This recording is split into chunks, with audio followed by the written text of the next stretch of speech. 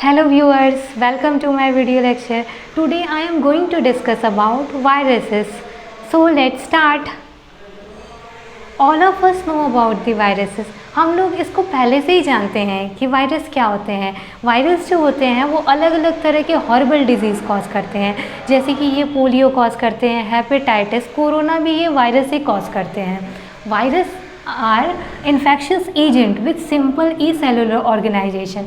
Virus जो होता है वो इन्फेक्शन कॉज करता है और उनमें ई सेलुलर ऑर्गेनाइजेशन प्रेजेंट होता है। ई सेलुलर का मतलब होता है दे डोंट हैव न्यूक्लियस, उसमें ना ही न्यूक्लियस होता है, ना सेल मेम्ब्रेन होता है और ना ही सेल ऑर्गेनल्स इसमें प्रेजेंट होते हैं। इसमें क्या होता है कि बस एक न्यूक्लिक एसिड होता है जो कि चारों तरफ से एक प्रोटीन कवरिंग या कैप्सिड से रैप रहता है, बस इसका इतना सा स्ट्रक्चर होता है। और इसकी स्टडी को, वायरसेस की स्टडी को हम लोग कहते हैं वायरोलॉजी, क्योंकि जो वायरस होते हैं वो जब वो होस्ट की बॉडी के अंदर होते हैं तो वो लिविंग की तरह बिहेव करते हैं, और बॉडी के जब बाहर रहते हैं, होस्ट के बॉडी के बाहर रहते हैं, तो ये नॉन लिविंग या डेड की तरह बिहेव करते हैं। इसीलिए इन वायरसेस को कहते हैं कनेक्टिव लिंक और border line organism between living and non living. मतलब कि इसको कनेक्टिव लिंक बिटवीन लिविंग और नॉन लिविंग कहते हैं, क्योंकि जब ये अंदर रहते हैं होस्ट की बॉडी के तो लिविंग की तरह, और जब बाहर रहते हैं तो नॉन लिविंग की तरह बिहेव करते हैं। इसके लिविंग के कैरेक्टर्स देख लेते हैं, जैसे कि इसमें एबिलिटी टू रिप्रोड्यूस, ये रिप्रोड्यूस कर सकता है, यानी कि वायरस जो होते हैं रिप्रोड्यूस करके अपनी नंबर्स को इंक्रीज कर सकते हैं। इसके साथ साथ इसमें जेनेटिक मटेरियल भी प्रेजेंट होता है। तो ये हो गया इसके लिविंग के कैरेक्टर। इसके अलावा इसमें नॉन लिविंग के भी कैरेक्टर्स होते हैं, जैसे कि इसमें जो ऑर्गेनाइजेशन होता है वो ए सेलुलर लेवल का होता है, मतलब इसमें कंप्लीट सेल का स्ट्रक्चर प्रेजेंट नहीं होते हैं। इसके साथ साथ वो जब शरीर होस्ट की बॉडी के बाहर रहते हैं तो ये डेड की तरह बिहेव करते हैं, यानी कि इनर्ट रहते हैं, remain inert outside the host cell. Now let understand the discovery of viruses. अब हम लोग समझ लेते हैं कि इस वायरसेस की डिस्कवरी सबसे पहले किसने की थी और कैसे हुई थी इसकी discovery. So let start. Ivanovsky was the first to discover the viruses from tobacco mosaic disease in tobacco plant। यानी कि इवानोव्स्की ने सबसे पहले वायरस की डिस्कवरी की थी। कहाँ पे की थी डिस्कवरी? वो की थी टोबैको प्लांट से। उन्होंने टोबैको प्लांट से वायरसेस की डिस्कवरी की थी। टोबैको प्लांट मतलब उन्होंने ऐसे टोबैको प्लांट से डिस्कवर किया था वायरसेस को जो कि टोबैको मोज़ैक डिजीज़ से इन्फेक्टेड थे। उन्होंने क्या किया कि एक टोबैको मोज़ैक डिजीज़ से इन्फेक्टेड एक प्लांट से एक्सट्रैक्ट निकाल लिया। अब उस एक्सट्रैक्ट को उन्होंने बैक्टीरिया फ़िल्टर से फ़िल्टर कर दिया। क्योंकि इन्होंने बैक्टीरिया फ़िल्टर से फ़िल्टर किया था, तो अगर इसमें बैक्टीरिया, इस एक्सट्रैक्ट में अगर बैक्टीरिया प्रेजेंट होंगे, यानी कि जो ये डिजीज़ है टोबैको मोज़ैक, अगर वो बैक्टीरिया की हेल्प से हो रहा होगा, तो अब क्योंकि उन्होंने फ़िल्टर कर दिया है तो इस फिल्ट्रेट में अब बैक्टीरिया फ्री हो जाएगा। अब उन्होंने इस फिल्ट्रेट को क्या किया कि एक हेल्दी लीफ के ऊपर रब कर दिया, और उन्होंने ऑब्ज़र्व किया कि कुछ टाइम बाद ये हेल्दी लीफ भी इन्फेक्टेड हो गई है। तो जिससे उन्होंने ये कंक्लूज़न निकाला, इस एक्सपेरिमेंट से इन्होंने ये कंक्लूज़न निकाला कि बैक्टीरिया से छोटा, क्योंकि उन्होंने बैक्टीरिया फ़िल्टर का यूज़ किया था, और बैक्टीरिया के फ़िल्टर यूज़ करने के बाद भी ये जो हेल्दी लीफ थी वो इन्फेक्टेड हो गई। इसका मतलब बैक्टीरिया से भी छोटा कुछ है जो कि डिज़ीज़ को कॉज कर रहा है, तो वो थे वायरस। तो इस तरह हुई थी उसकी discovery. Now let understand morphology. इसकी मॉर्फोलॉजी के, वायरस के मॉर्फोलॉजी को देख लेते हैं।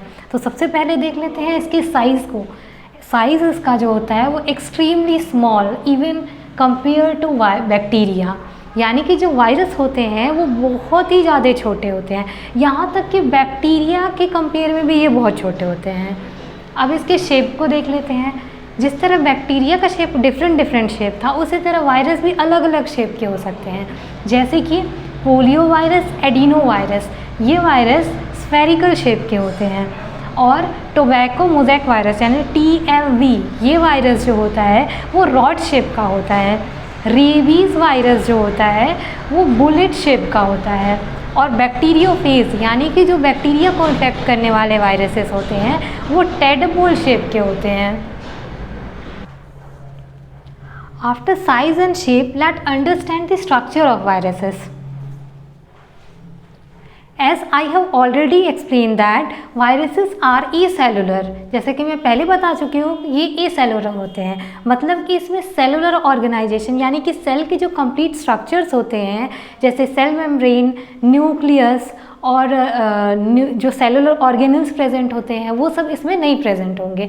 इसमें सिंपली क्या होगा, बीच में एक न्यूक्लिक एसिड प्रेजेंट होगा, उसके चारों तरफ एक प्रोटीन की कवरिंग होगी जिसे कहेंगे कैप्सिड, और उसके भी चारों तरफ कुछ वायरसेस में एक एडिशनल कवरिंग प्रेजेंट होती है जिसे कहते हैं एनवेलोप। यानी कि इसका स्ट्रक्चर कैसा होगा, बीच में एक न्यूक्लिक एसिड, उसके चारों तरफ कैप्सिड, उसके चारों तरफ सबसे बाहर की तरफ एनवेलोप। तो चलिए इन सभी को समझ लेते हैं। इन्वेलप जो होता है वो सबसे बाहर की तरफ प्रेजेंट होता है, और जो इन्वेलप होता है वो इस वायरस की खुद की प्रोटीन्स से बना होता है और होस्ट सेल के कार्बोहाइड्रेट और लिपिड से ये मिलकर बना होता है। जो इन्वेलप होता है उसमें ढेर सारे स्पाइक्स की तरह स्ट्रक्चर्स प्रेजेंट होते हैं, और जो ये स्पाइक होता है वो होस्ट सेल के किसी स्पेसिफिक रिसेप्टर के साथ ये स्पाइक बाइंड करता है। अब समझ लेते हैं कैप्सिड को। जो ये कैप्सिड होता है वो प्रोटीन के छोटे छोटे सब यूनिट्स से मिलके बना होता है। इन स्मॉल सब यूनिट्स को कहते हैं कैप्सोमियर, यानी कि ये कैप्सिड किसका बना होता है, कैप्सोमियर का बना होता है। और जो ये कैप्सिड होता है वो न्यूक्लिक एसिड के ठीक बाहर की तरफ प्रेजेंट होता है, यानी कि ये न्यूक्लिक एसिड को प्रोटेक्शन प्रोवाइड करता है। और जो सबसे इसके बीच में मिडिल में जो पोर्शन होता है वो होता है न्यूक्लिक एसिड। ये न्यूक्लिक एसिड इस वायरस का जेनेटिक मटेरियल होता है। ये दोनों फॉर्म में प्रेजेंट होता है, या तो डीएनए हो सकता है या फिर तो आरएनए फॉर्म में होता है। तो जिन वायरसेस में जेनेटिक मटेरियल डीएनए होता है उन वायरसेस को कहते हैं डीऑक्सी वायरसेस, और जिन वायरसेस में जेनेटिक मटेरियल आरएनए होता है, आरएनए के फॉर्म में प्रेजेंट होता है, तो उन वायरसेस को कहते हैं riboviruses. Now let understand some important viruses, जिसमें फर्स्ट है TMV यानी कि टोबैको मोज़ेक वायरस।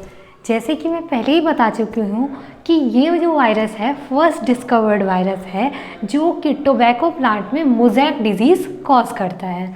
इसका जो शेप होता है वो रॉड शेप का होता है, और इसका जो न्यूक्लिक एसिड होता है वो सिंगल स्टैंडर्ड आरएनए मॉलिक्यूल के फॉर्म में रहता है। सेकंड जो इम्पॉर्टेंट वायरस है वो है इन्फ्लुएंजा वायरस। इन्फ्लुएंजा वायरस जो होता है वो रेस्पिरेटरी सिस्टम का डिजीज़ कॉज करता है, और इसका जो शेप होता है वायरस का वो स्फेरिकल शेप का होता है, और न्यूक्लिक एसिड होता है सिंगल स्टैंडर्ड आरएनए मॉलिक्यूल के फॉर्म में। थर्ड इम्पॉर्टेंट वायरस जो है वो है HIV यानी कि ह्यूमन इम्यून वायरस। ये वायरस जो होता है वो इम्यून सिस्टम पे, बॉडी के इम्यून सिस्टम पे अटैक करता है और एड्स नाम की डिजीज़ कॉज करता है, यानी कि एक्वायर्ड इम्यूनो डेफिशिएंसी सिंड्रोम ये HIV वायरस कॉज करता है।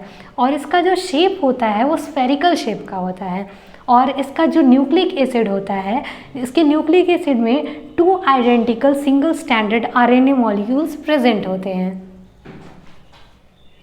फोर्थ इम्पॉर्टेंट वायरस है बैक्टीरियोफेज। जैसे कि नेम से क्लियर है, बैक्टीरिया, यानी कि ये जो वायरसेस होते हैं बैक्टीरियोफेज वो बैक्टीरिया पे अटैक करते हैं और फिर बैक्टीरिया को किल करते हैं, यानी कि ये बैक्टीरिया के ग्रोथ को रोकते हैं।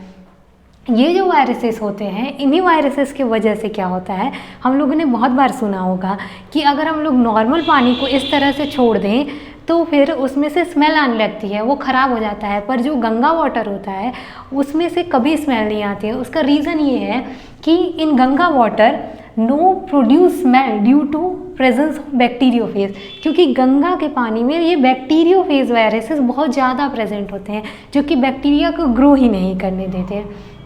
इसके साथ साथ जो ये बैक्टीरियोफेज होता है in lab on agar plate, lab में एगार प्लेट के ऊपर prevents bacterial growth so form plaque. ये जो बैक्टीरियोफेज वायरस होता है वो क्या करता है कि जैसे कि लेबोरेटरी में जब एगार प्लेट के ऊपर हम लोग बैक्टीरिया को कल्चर करते हैं तो उस टाइम पे ये बैक्टीरियोफेज वायरस बैक्टीरिया को किल करता है, इसकी ग्रोथ को रोकता है, यानी कि ये जगह जगह पे प्लैग फॉर्म करता है। Now let understand the structure of bacteriophage. जो बैक्टीरियोफेज वायरस होता है वो टेडपोल शेप का होता है, जिसमें कि मेनली दो पार्ट्स होते हैं, हेड एंड टेल पोर्शन। जो इसका हेड पोर्शन होता है उसमें कैप्सोमियर यानी कि एक प्रोटीन के सब यूनिट से बनी एक कवरिंग कैप्सिड प्रेजेंट होती है, जिसके अंदर उस वायरस का न्यूक्लिक एसिड यानी कि nucleic acid double standard DNA molecule के फॉर्म में प्रेजेंट होता है। उसके नीचे ये टेल वाला पोर्शन होता है। जो ये टेल होता है उसमें एक हॉलो कोर प्रेजेंट होता है, जो कि अपने चारों तरफ से कॉन्ट्रैक्टाइल शीट से घिरा होता है। ये जो टेल होती है वो टेल इस हेड से कॉलर की हेल्प से जुड़ी होती है, और इस टेल के बेस पे यानी कि इसके एंड पे एक प्लेट प्रेजेंट होती है, जिसे कहते हैं बेसल प्लेट या फिर इसे एंड प्लेट भी कहते हैं। और इस एंड प्लेट पे ही 6 फाइबर्स प्रेजेंट होते हैं, जिसे कहते हैं टेल फाइबर्स। तो ये था बैक्टीरियोफेज का structure. If this video is helpful for you, then please like, share and subscribe my channel. Thank you.